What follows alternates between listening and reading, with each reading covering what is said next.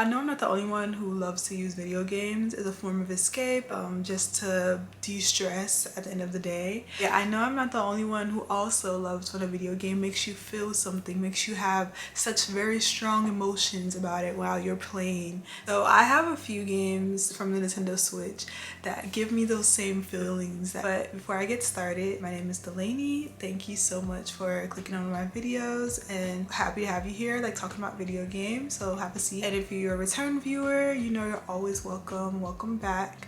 And so let's get started.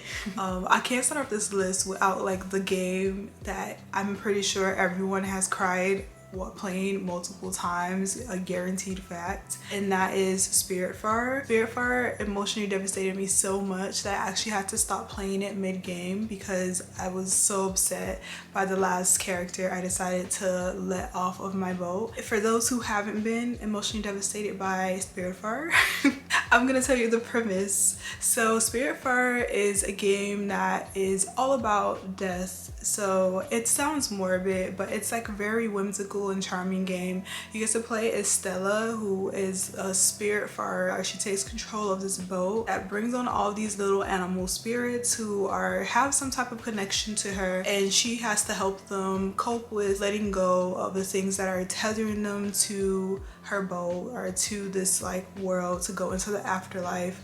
And it is one of the most emotionally wrenching games I've ever played because it's like you get to know all these characters on the boat and learn like what they like to eat and just things that drive them, things that they care for. And after they've coped with these things, you have to take them to the Everdoor and let them go, and they become a constellation in the sky. It is one of the most emotionally wrenching games, but also one of the like most wholesome and like cute games I've ever played.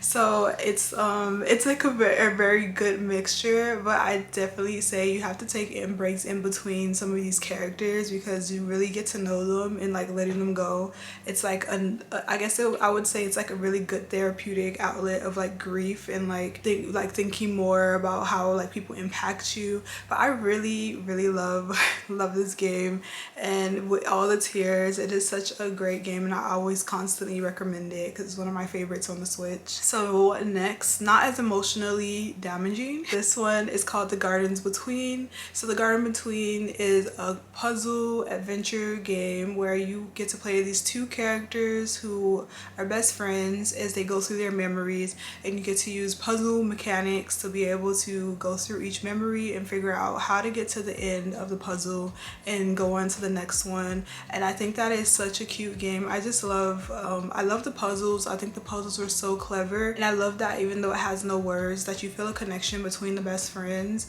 and just like looking through all their memories makes you feel more connected to them, especially with how it uses the time mechanic of rewinding to be able to understand more about the puzzle and how each part is supposed to work. And you also get to see both the friends work together, and by the end of the game it's such a satisfying conclusion that you just like have such a nice feeling after. So next is A Short Hike. And A Short Hike, I adore this game so much. I love the pixel art. I think that it's just so nice. The main character Claire is just like such a cute little character to follow around. So in A Short Hike, you get to play as Claire, who is out at this like mountain hiking trail with her aunt, and she's trying to get a phone call out. So she has to climb to the tallest mountain peak in the hiking trail to be able to get her phone call out. Along the way, she gets to talk to these different other characters around and help them with things that they have, and also gain more feathers to be able to fly higher and reach the top of the mountain. So I think that is this game, it like really gives me like the full going out to like have a picnic with your family in the park, and just all the like little adventures you get into, like walking around the park. Like that's what I used to do as a kid, and it just gives me that same feeling, and I just really love it, especially like talking to all the different characters around and helping them. And I played like spent a lot of time playing the little mini game, the stickball mini game, which was adorable. I wish that this game was longer because it's just so much to do, but once you reach the conclusion, it just really, she's so happy, and I just really adore it so much. So next next game is Unpacking, and Unpacking is a game about unpacking. So basically you follow this character as she transitions from like childhood to adulthood and all of her various like situations.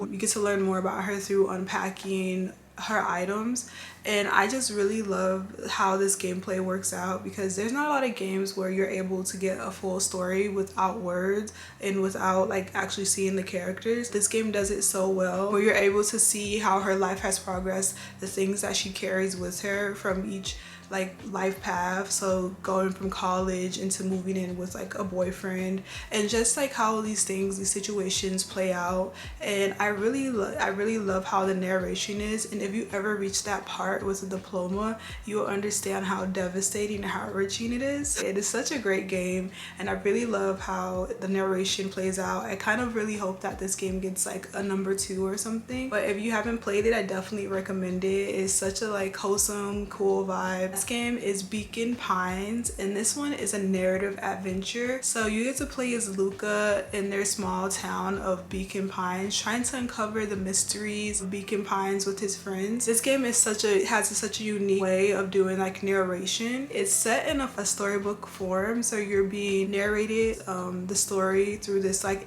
disembodied voice who tells you like basically finding these words around the environments that you get to explore, leads you to a different tree branch of the story, and also just gives you more insight into what's happening. And I just found all of these like it doesn't overstay its welcome with how many times you replay a moment that ended badly and get to see more about how a word will change the story.